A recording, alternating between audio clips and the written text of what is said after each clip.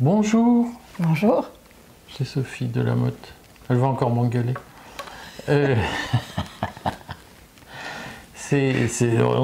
Bienvenue dans cette émission Hémicycle, probablement l'une des dernières de la saison. Et comme tu le sais, Sophie, j'ai annoncé que je me mettais un peu en retrait du courrier parce que je vais voler vers d'autres aventures. Je répète en boucle, ça n'a rien à voir avec la mort d'Éric Denessé. Et c'était prévu depuis bien plus longtemps. Et par ailleurs, je continue à parler de la mort d'Éric Denessé. Donc, et je n'ai peur de... Je ne suis pas menacé. Personne ne m'a envoyé de cercueil dans ma boîte aux lettres pour me dire « Vous allez mourir, donc s'il vous plaît, on arrête les fantasmes. » Et on va parler aujourd'hui de choses importantes qui vous concernent, qui nous concernent tous, notamment les ZFE. Les ZFE et le prix de l'électricité. Et le prix de l'électricité. On commence par les ZFE, parce que c'est une histoire à tiroir et un rebondissement. Oui, on avait fait une émission il y a 2 mois à peu près sur le projet de loi, le seul projet de loi que ce gouvernement aura réussi à déposer depuis 1 an. Donc il était assez content de lui. Il était déjà dans les tiroirs. Simplification de la vie économique. Vaste ambition, louable ambition. Et au détour de ce projet de simplification, un certain nombre de députés, quasiment de tous bords, se sont dit on va en profiter pour supprimer les zones à faible émission qui ont été mises en place au 1er janvier 2025 dans à peu près 25 communes en France. Ce qui, de fait, empêche les gens qui ont des véhicules trop anciens de rentrer dans les villes. Enfin, ils ont gentiment une autorisation 1 fois par semaine pendant 1 an. Mais quand on travaille et qu'on a besoin de son véhicule pour aller en ville, c'est pas 1 fois par semaine qu'on prend sa voiture. C'est 5 fois par semaine. Si on est à plein temps, oui. Si on est à plein temps. Si on fait des semaines de 5 jours. Oui, mais les gens qui ont ce type de véhicule ne sont pas ceux qui font du télétravail en général. Alors, donc... Et donc, ça avait été voté, et entre autres par des députés du parti gouvernemental, enfin de la coalition gouvernementale, des gens d'Ensemble pour la République, le groupe présidé par Gabriel Attal. Je pense en particulier à Marie Lebec, qui est une députée des Yvelines, une jeune députée des Yvelines, brièvement ministre avant 2024. Et donc, elle a voté pour cette suppression. Les LFI, globalement, sont abstenus. Même les écolos se sont abstenus parce qu'ils savent que leur électorat est quand même très attentif à cette question et qu'ils ne peuvent pas non plus se couper complètement de l'électorat populaire. Mais sinon, ça a été porté essentiellement par le Rassemblement national et les élus des Républicains. Et donc, ils étaient très contents de ça. Le gouvernement, depuis ce vote, a fait traîner en longueur. Ils essayaient de faire discuter ce texte à des horaires improbables pour qu'il y ait le moins de députés en séance possible, c'est-à-dire en particulier le vendredi, pour faire passer rapidement le texte sans encombre. Je précise, puisque ta formulation pourrait induire des malentendus, les députés sont rarement là le vendredi parce qu'ils vont dans leur circonscription. Et normalement, il n'y a pas de séance le vendredi. Les séances à l'Assemblée, c'est théoriquement du mardi au jeudi matin, très rarement le lundi. Parce que circonscription. Parce que c'est le problème d'un élu national. Il est élu d'une circonscription, mais il est là aussi pour voter la loi. J'en profite pour faire une... Excuse-moi, mais les gens disent « Ah, les députés foutent rien ». Ils voient des photos, l'hémicycle vide, c'est scandaleux, on les paye des sommes extraordinaires. Pour toi qui connais bien l'Assemblée, est-ce que c'est vrai que les députés ne travaillent pas? Ou qu'ils sont absents Alors, tu peux pas, les 577 ne sont pas tous sur le même modèle. Mais il y a des députés qui bossent d'arrache-pied, notamment tous ceux qui font des commissions d'enquête où ils enchaînent les auditions. Il y a tous ceux qui sont rapporteurs des projets de loi, qui enchaînent les auditions. C'est tout le travail préparatoire au projet ou aux propositions de loi. Donc ça demande énormément de temps.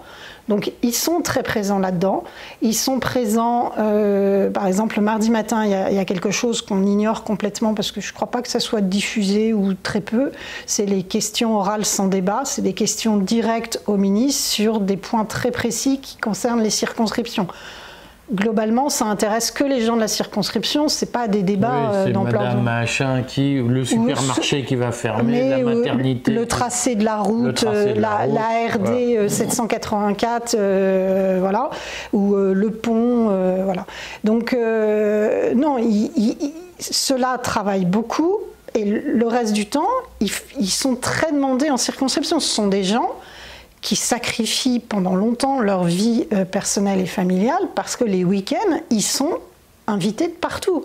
Il faut qu'ils fassent des inaugurations. Il faut samedi, dimanche. Typiquement, demain, 18 juin, ils sont censés être à l'Assemblée, mais il y en a plein qui vont faire l'aller-retour dans la journée pour être présents au moins dans la ville principale de leur circo, à la remise de gerbes et au discours commémoratif du 18 juin, de l'appel du 18 juin. Donc non, je peux faire preuve de râler comme... parce que, en fait, je vais te dire, je sors de mes 5 ans de courrier quand même, avec une exaspération vis-à-vis de la courte vue d'un certain nombre de franchouillards, je le dis comme ça, de façon méprisante et je l'assume, qui sont alimentés par des sites qui font de l'audience sur la connerie et qui tirent les gens vers le bas.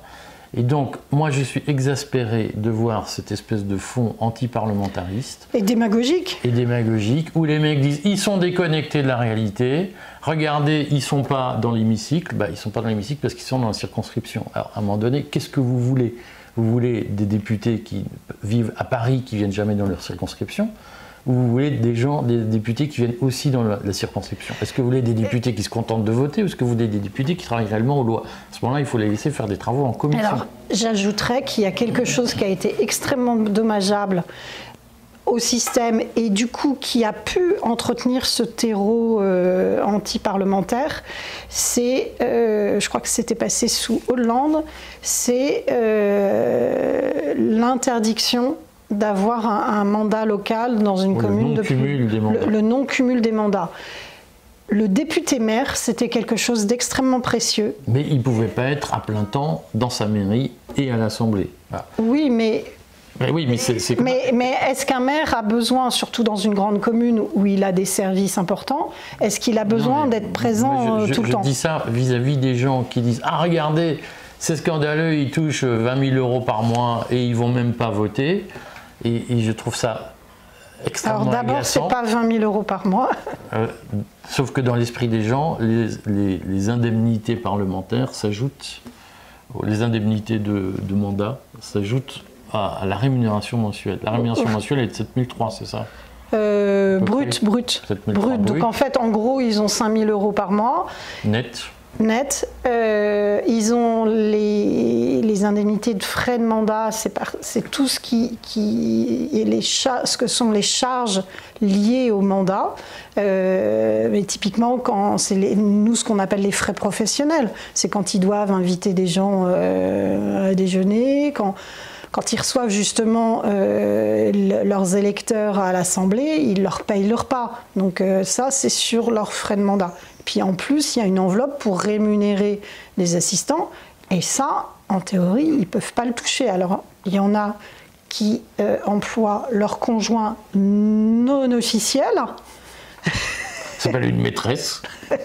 ou un amant. Ou un amant. On a interdit d'embaucher les conjoints et les enfants.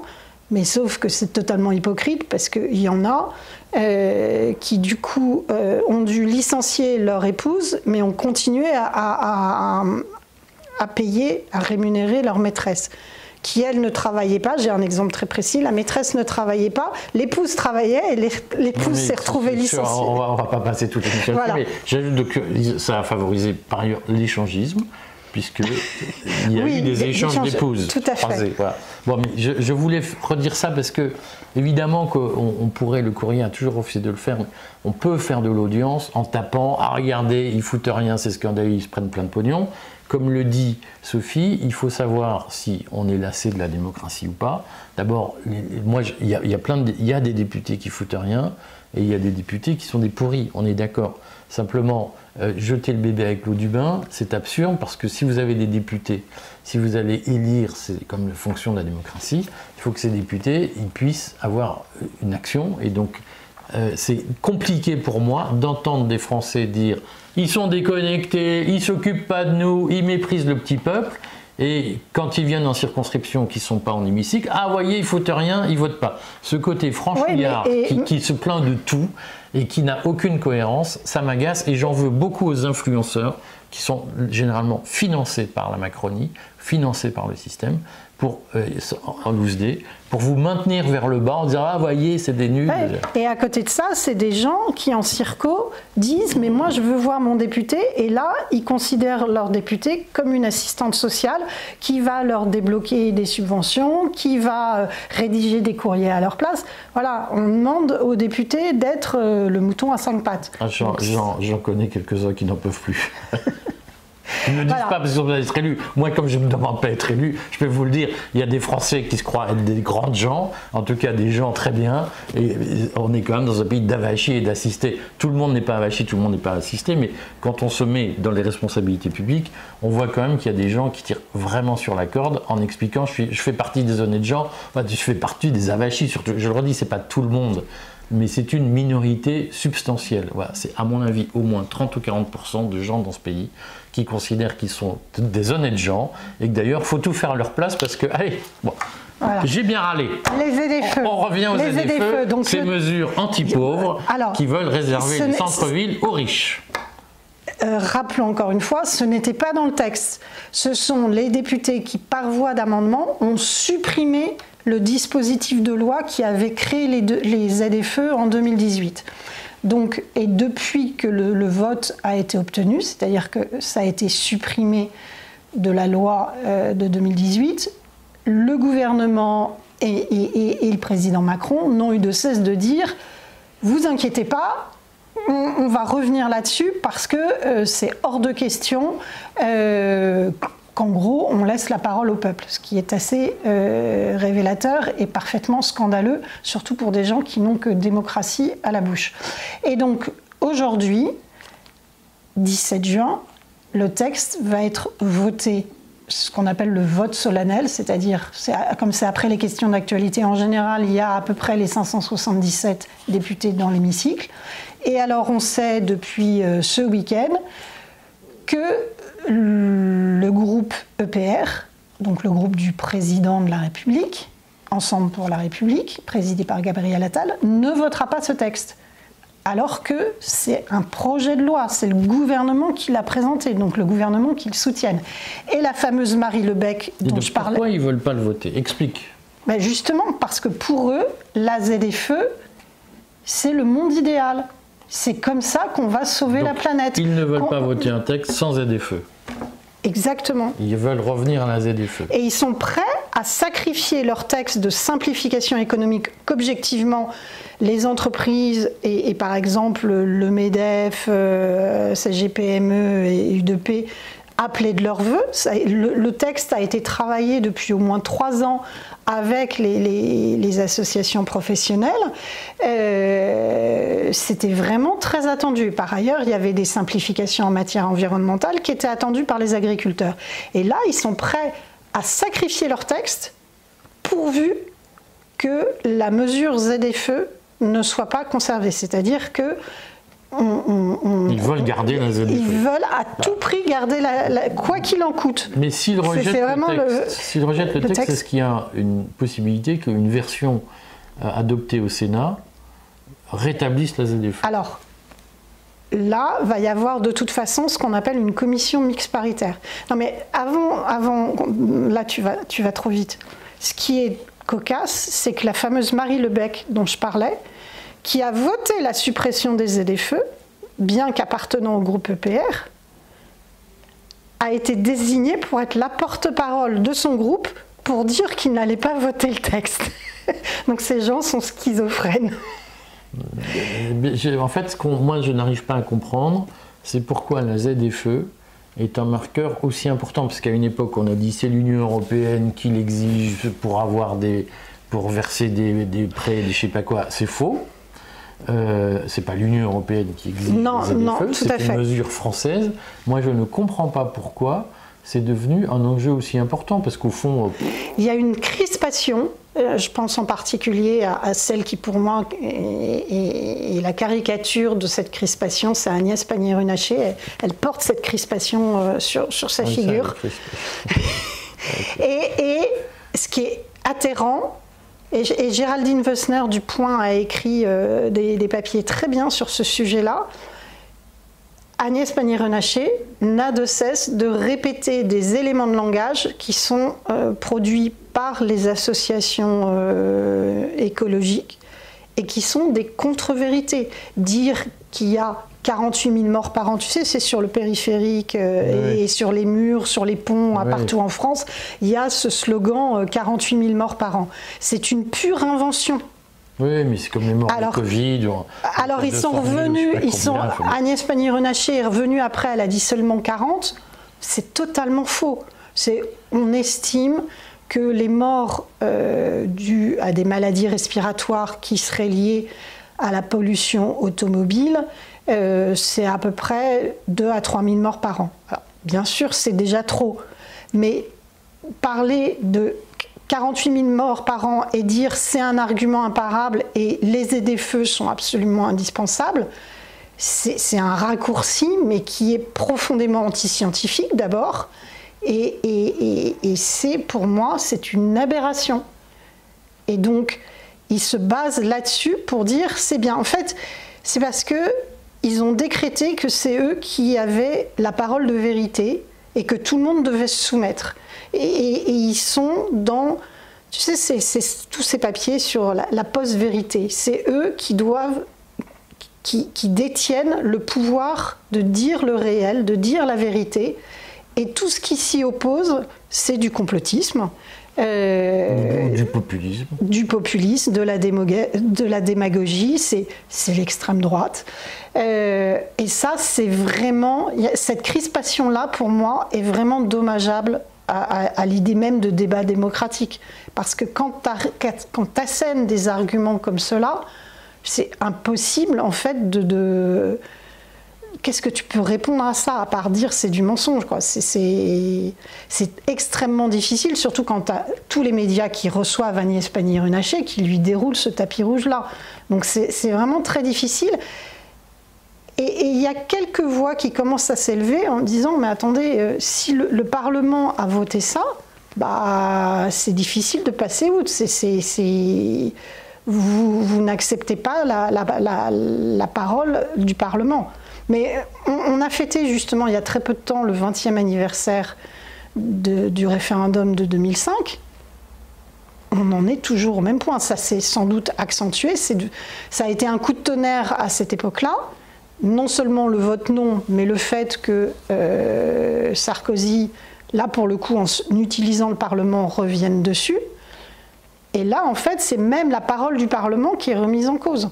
Bon, mais alors finalement, il va y avoir des ZFE ou pas? Elles vont être supprimées ou pas? Alors pour l'instant, aujourd'hui, je pense que le texte ne passera pas parce que c'est trop juste. J'ai pas les comptes précis, j'ai pas réussi à avoir les comptes précis. Ce qui est sûr, c'est que les Républicains, le Rassemblement national ne votera pas le texte. Mais bon, avec ça, on n'a pas la majorité, UDR aussi, mais on n'a pas les 289 voix suffisantes pour l'emporter. Donc ensuite, le texte est renvoyé à une commission mixte paritaire, donc avec 7 représentants de l'Assemblée, 7 représentants du Sénat. A priori, le Sénat est plutôt, c'est une majorité des Républicains, donc normalement, il devrait se saisir de cette opportunité justement pour maintenir les ZFE. Mais ensuite, le gouvernement a plein de moyens de faire traîner les choses. et ils peuvent, entre autres, utiliser le Conseil constitutionnel pour dire, par exemple, que l'amendement de suppression était ce qu'on appelle un cavalier, c'est-à-dire qu'il n'avait rien à faire dans le texte. Ce qui n'est pas faux. Un petit peu, je suis d'accord. Voilà. C'était un peu tiré par les cheveux. Et comme le Conseil constitutionnel est à leurs mains, voilà, ça. La seule chose. Tout de suite. La seule chose, c'est que quand même. moi j'observe, je lis quand même pas mal, je vois ce qui se passe sur les réseaux sociaux, il y a des tribunes et tout, il y a quand même un mouvement un peu dans l'esprit gilet jaune, canal historique qui revient, notamment porté par Alexandre Jardin, par un collectif qui s'appelle Vent des Mers, qui au début n'était que contre l'éolien et qui a rejoint ce combat-là. Il y a les motards en colère, enfin il y a une agglomération de plein de mouvements qui commencent à se coaliser sur ce sujet-là. Et les ZFE, c'est quand même, on revient toujours, c'est la mobilité des gens, c'est quelque chose, c'est le pays réel qui parle là pour moi, face au pays légal. Je ne suis pas intégralement maurassienne, mais je trouve que ces deux catégories-là sont quand même très parlantes, en tout cas pour parler de ce sujet-là. Donc, ZFE, c'est pas fini, mais je trouve que le débat va être très très intéressant. Bon, n'oublie pas qu'on arrive à l'été. On arrive à l'été et le mot édredon des vacances va s'étendre sur le sujet. Alors, l'électricité. Aujourd'hui, depuis hier... 6 minutes. Depuis hier, l'Assemblée, on vous avait parlé début mars, ça devait être notre première émission, de la programmation pluriannuelle de l'énergie, PPE 3, la troisième, qui était entièrement dictée par le lobby des énergies dites renouvelables, mais en fait des énergies intermittentes qui permettent d'enrichir énormément de gens et du même coup de faire payer ça par les Français. On dit Nicolas qui paye. Hein. Et donc cette PPE que le gouvernement voulait pas... Pour ceux qui... c'est pas vieux, parce que le Figaro notamment relayait une campagne qui s'appelle C'est Nicolas qui paye, qui paraît-il a été lancée par un influenceur qui n'est pas de gauche. Pas vraiment, non. Ouais. Bon. Et donc, non, mais la question du coût de l'énergie, pas simplement pour les particuliers, mais c'est vrai que les particuliers, surtout dans le contexte actuel, sont un petit peu sensibles sur la question. Mais plus gravement, c'est la question du coût de l'électricité pour l'économie, et alors les boulangers, bien sûr. Il y a eu plusieurs exemples il y a 2-3 ans, mais plus généralement pour l'industrie, et notamment ce qu'on appelle les électro-intensifs. Donc on a un vrai souci là-dessus, et le contenu de la PPE, c'est-à-dire comment va s'organiser la production électrique pour les 5 prochaines années, c'est absolument capital. Donc il y a la question de la relance du nucléaire, le nucléaire de deuxième génération, puisqu'on a beaucoup de centrales qui arrivent à 50 ans. Ou qui vont arriver à 50 ans dans les prochaines années. La question de l'hydroélectricité, on en a parlé, la question du régime de concession qui menace de vendre nos barrages à la concurrence étrangère. Et puis la question du soutien aux renouvelables intermittents, les fameuses éoliennes, le photovoltaïque.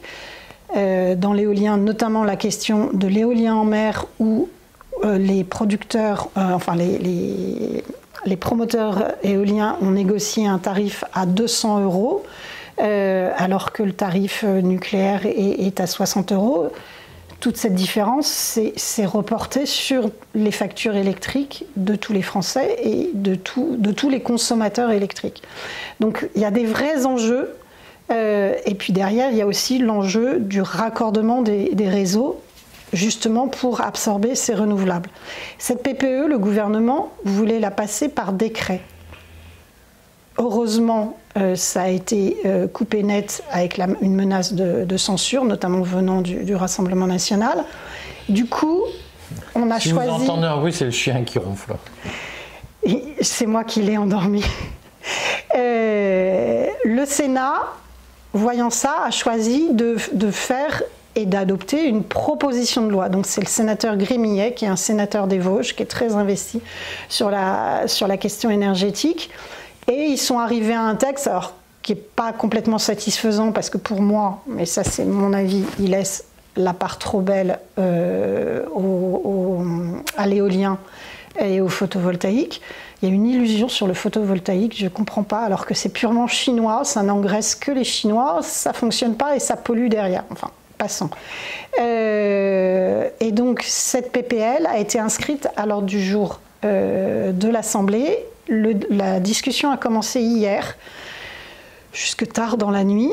Alors, ce qui était extraordinaire, c'est qu'il y avait très peu de monde, sans doute parce que c'était le lundi, mais il y avait une très forte présence du groupe Rassemblement National. Il y avait plus de la moitié du groupe. Donc, du coup, ils ont déposé 122 amendements, qui sont des amendements de fond, notamment, c'est tout le programme dit Marie Curie du Rassemblement National. Et du coup, comme il n'y avait quasiment que en séance hier soir, il y a plein d'amendements qui sont passés. Alors, il y a 2-3 articles très importants, ça va être l'article 3. En commission, il y avait eu un cafouillage puisque toute la partie nucléaire, par le biais d'un amendement socialiste, toute la partie nucléaire a sauté. C'est-à-dire que même le nouveau nucléaire qui normalement est dans la PPE 3 a sauté. Donc il va y avoir un sujet et donc les amendements, l'adoption ou non d'amendements va être très importante. Et alors, certains députés, dont Pierre Meurin, qui a été celui qui, au Rassemblement National, a porté le sujet des ZFE, voyant depuis 10 jours la tournure du débat de la part soit d'Agnès Pannier-Runacher, soit de Roland Lescure, l'ancien ministre, il a déposé des amendements pour remettre la suppression des ZFE dans ce texte-là. Au cas où la loi aujourd'hui ne serait pas votée. Au moins il y a de la suite dans les idées. Tout à fait. Mais ça fait 3 ans qu'il a pris ce cheval de bataille-là. C'est un adepte des vieilles voitures. Il a une vieille Renault pourrie. Et voilà, donc il fume, il a une voiture qui pollue.